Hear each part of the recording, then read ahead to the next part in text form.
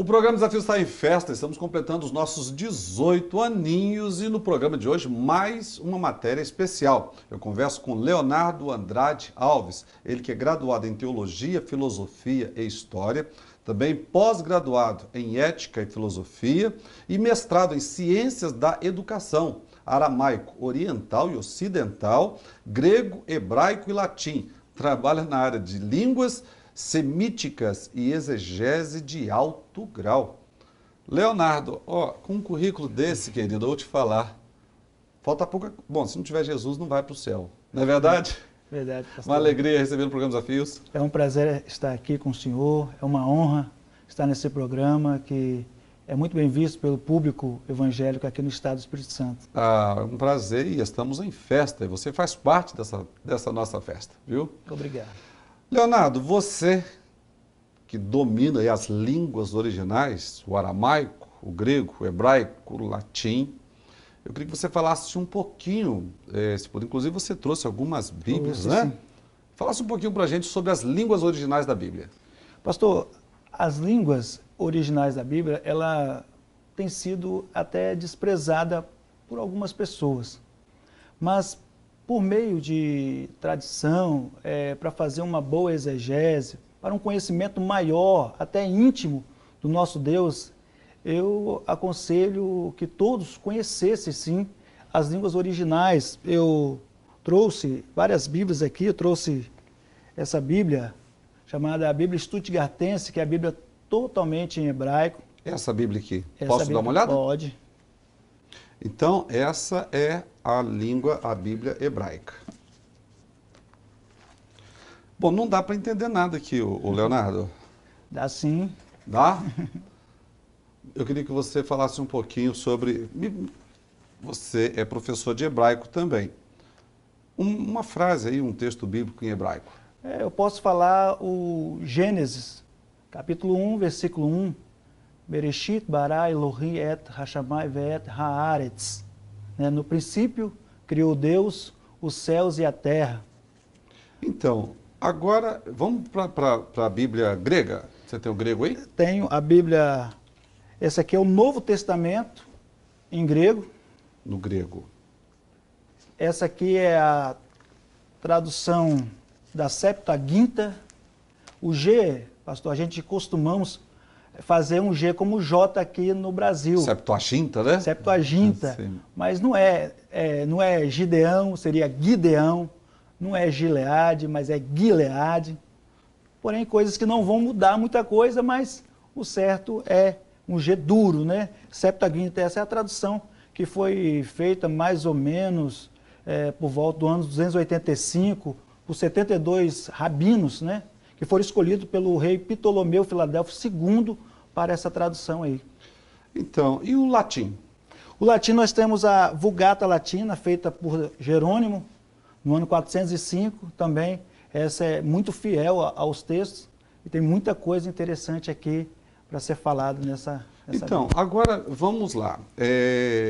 Todas essas línguas, seja o grego, o hebraico, o aramaico, o latim, fazem parte da Bíblia. Sim, correto? sim. A Bíblia, ela não foi escrita somente em uma língua, mas Não. sim nessas 4 línguas. Sim. Correto? Sim. A Bíblia, o Antigo Testamento, ele foi escrito no hebraico. Algumas partes de Esdras, né? Alguma parte do livro de Daniel também foi escrito em aramaico. O povo, quando voltou do exílio, eles já não falavam muito bem o hebraico, eles falavam mais o aramaico. Então, agora, Leonardo, nós, brasileiros, nós temos uma língua, a Bíblia na língua portuguesa. Sofreu muito prejuízo da língua original, ou das línguas originais? Sofreu. E eu queria citar um exemplo que é bem interessante no livro de Mateus. Mateus, no capítulo 6, versículo 6, ele faz uma citação que é para entrar no quarto e orar. E alguns, às vezes, entendem de forma errada, não continuam, não dão seguimento à igreja, desistem de orar na igreja, nem cultuar na igreja. Alguns até costumeiramente dizem que a igreja não serve Porque se eu quiser, eu posso entrar dentro do meu quarto e orar. Mas não é assim. Porque quarto, a palavra quarto, no hebraico, é aliar. E antigamente, pastor, na época dos orientais, o quarto não ficava embaixo, no térreo, porque era um cômodo só. O quarto ficava na parte superior. O termo aliar significa se elevar. Nesse quarto era onde o casal recém-casado, eles tinham o primeiro momento de intimidade. E ali naquele quarto, no aliar, era onde recebia pessoas especiais. Quando nós trazemos isso para uma exegese, para uma interpretação, isso é lindo, porque quando entras no teu quarto, quando se elevar, se prepara porque vai ter intimidade com alguém especial. Ou seja, é muito mais profundo. Muito mais né? profundo. É como se na língua portuguesa foi muito simplificado esse texto, não é isso? Sim. Agora, nós não podemos deixar de considerar a credibilidade da Bíblia, mesmo a nossa na língua portuguesa. Sim. O que houve foi talvez um empobrecimento Sim. Sim. por causa da tradução. Sim. Não é isso? Algumas formas, né, de linguagem foram adotadas que às vezes cria, né, outras probabilidades de pensamento, né? Como tem um texto de Salmo 132 que fala sobre a força de Davi.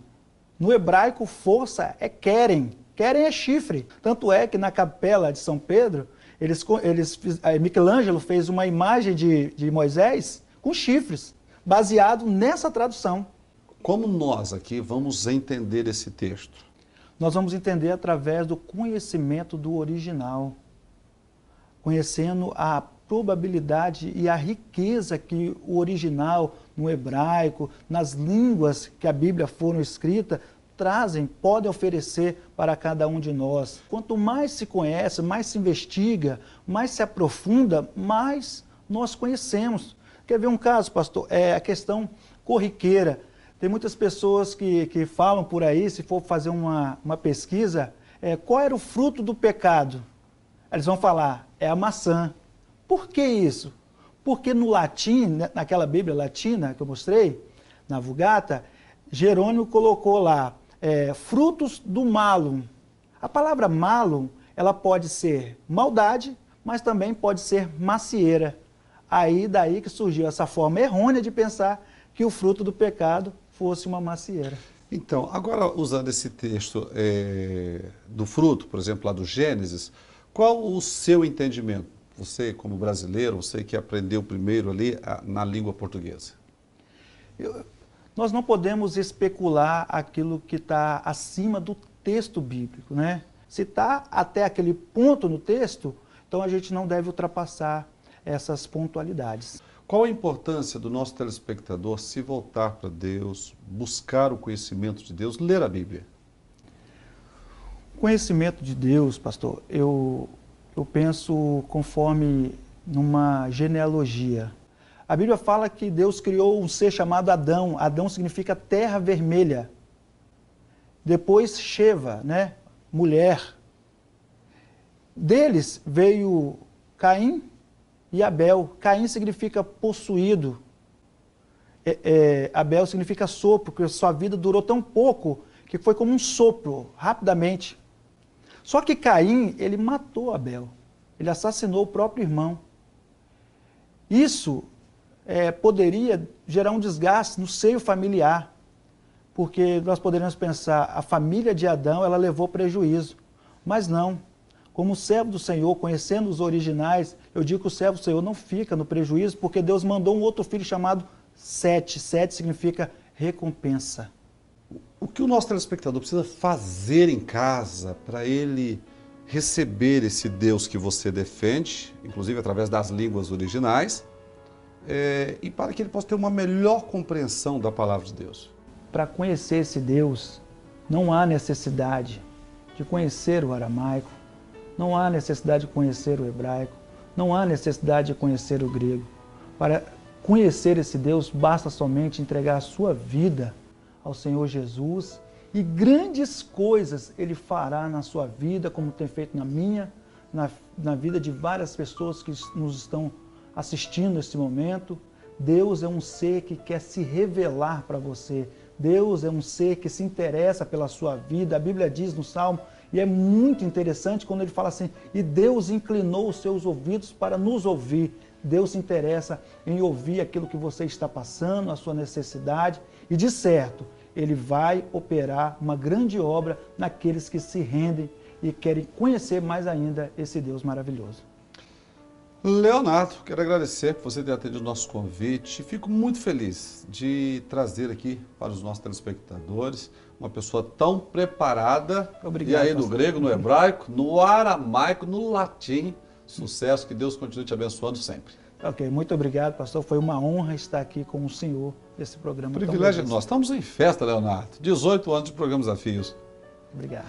Para você que está em casa, hoje eu conversei com o Leonardo Andrade Alves, ele que é graduado em Teologia, Filosofia e História. Também com pós-graduação em Ética e Filosofia, mestrado em Ciências da Educação, preparado e formado no aramaico oriental e ocidental, grego, hebraico e latim, trabalha na área de línguas semíticas e exegese de alto grau. Não é pouca coisa. Mas veja bem, como o Leonardo acabou de afirmar, você não precisa disso tudo aqui. Você precisa de ter tudo, sim, e tudo se resume em Jesus Cristo.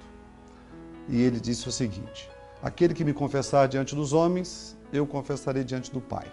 Mas aquele que me negar diante dos homens, eu negarei diante do Pai. A escolha continua sendo sua, querer ou não declarar, abrir o coração para Jesus. Desafios, volta já.